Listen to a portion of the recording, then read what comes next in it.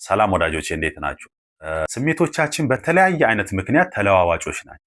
ይህንን ካልተገነዘብን የተለያየ ስሜት በላያችን ላይ በተፈራረቀ መጠን እኛንም ሌሎችንም ሊጎዳ የሚችል ውሳኔዎችን በማስተላለፍ ህይወታችን ሚዝረብል እንዲሆን ልናደርግ እንችላለን። ስለዚህ ስሜቶቻችንን መረዳት ያስፈልጋል። ኢቨን ቡና የመጠጣት ልምድ ኖሮን ካልጠጣን ስሜታችን የተቀያየረ ነው የሚሆነው። ማታ በቂ እንቅልፍ ካላገኘን ድንገት ወደ አይምሯችን የሚመጣ ክፉ ትውስታ ስሜታችን ይቀይረዋል እና እነኚህ ትንሽ የሚመስሉ ነገሮች እንኳን ስሜታችን ይቀያየሩታል። ተለዋዋጭ በሆኑ ስሜቶቻችን ላይ ተመርኩዘን ውሳኔዎች ህይወት ላይ የምናስተላልፍ ከሆነ በጣም ብዙ ጉዳት ህይወታችን ላይ ሊገጥመን ይችላል። ስለዚህ ስሜትን በተመለከተ ማወቅ ያለብን ነገር አንደኛ ስሜት ቋሚ አይደለም፣ ተለዋዋጭ ነው። ይሄንን መጀመሪያ ደረጃ መረዳት አለብን። ሁለተኛ ደረጃ ስሜታችን ይዋሸናል። ህይወታችንን የምንመራው በፕሪንሲፕል በማይለዋወጡ መርሆች እንጂ ስሜታችን ላይ ተመስርተን መሆን የለብንም።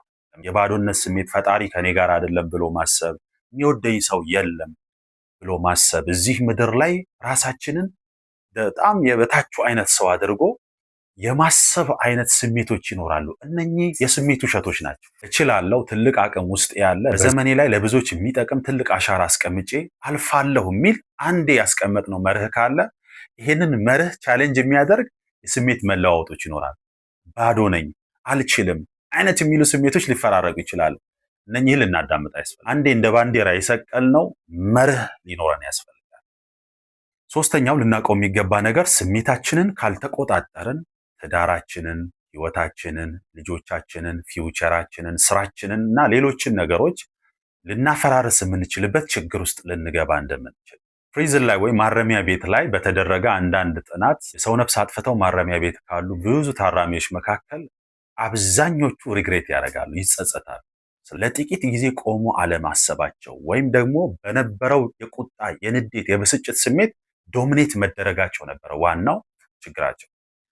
ስለዚህ በመርህ ሳይሆን በስሜት አስበው ውሳኔ ወሰኑ፣ ብዙ ችግር ውስጥ ገቡ። ስለዚህ ትልቁ ኃይል ያለው ስሜታችን ላይ ሳይሆን በዛ ስሜት ተነስተን የምንወስናቸው ውሳኔዎችና የምንሰጣቸው ምላሾች ናቸው ማለት ነው።